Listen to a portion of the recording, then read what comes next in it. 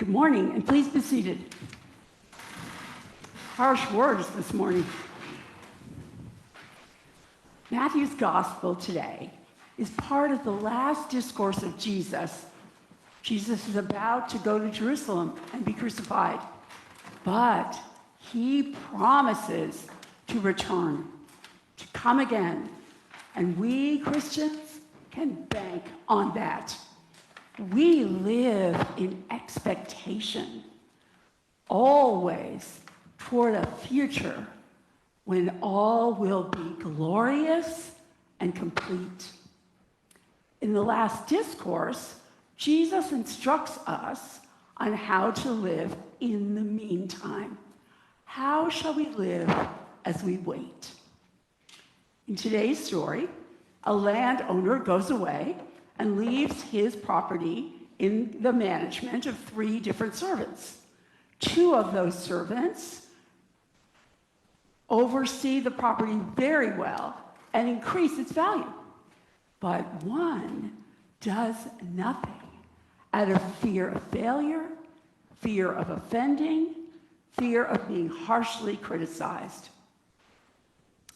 Now, this is a parable, so we are meant to interpret it for today.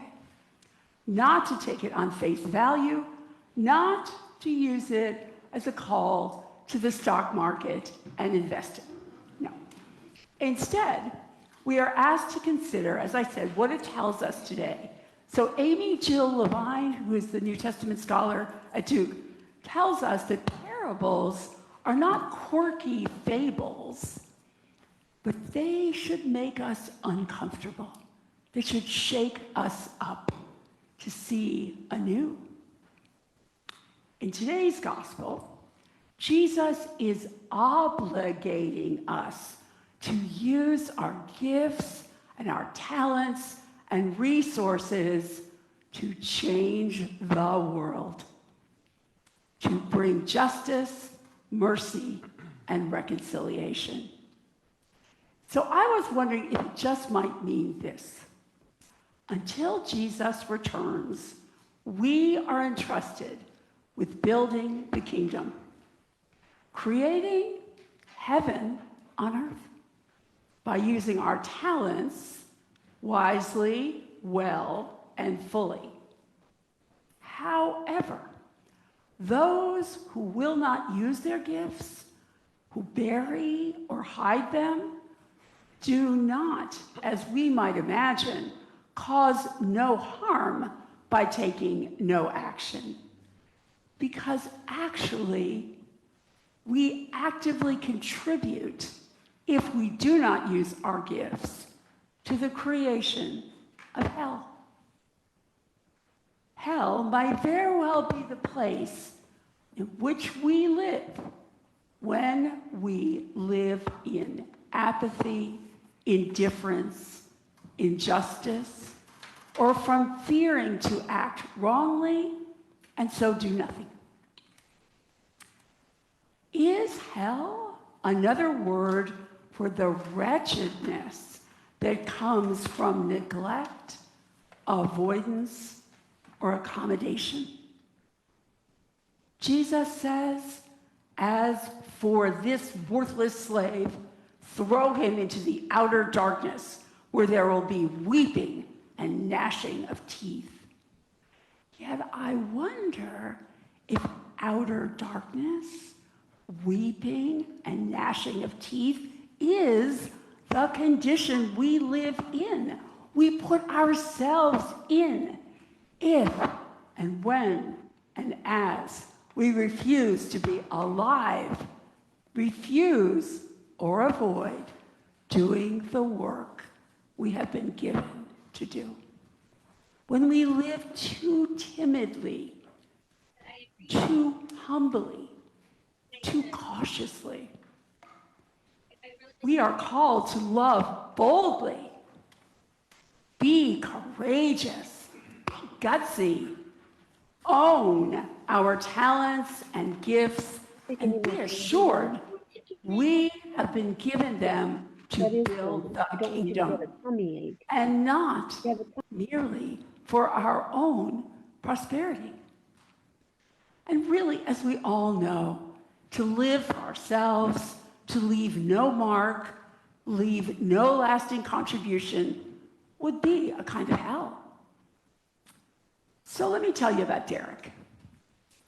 Derek had a large and very successful plumbing company. And one Sunday, he went to church and he heard a parishioner give a rousing talk about a mission trip he'd made to the Central African Republic. The parishioner was glowing with the work he was doing there and ended by asking folks if they would join him next summer to create a pipeline to bring water to the village. Derek was inspired, the way you get, and signed up right away to help next summer. Months went by, and he was really busy. As the summer approached, he basically knew he couldn't do this trip. He was too busy. So he decided he would cry off. He would just say, I can't come. But he didn't even have the time to do that. So the date arrives when he's supposed to go, and having made no excuses, he will have to keep his word. Reluctantly, and may I say exasperatedly, he closed his business for 10 days, traveled to Africa to oversee the people's dream. He arrived, supervised the project, still, frankly, not particularly glad or enthused, but he did it. On the final day, as the last pipe was to be connected, all the villagers came to watch this miracle. First a trickle, and then a stream. Water is flowing to their village. Water! They are astounded, ecstatic. Water.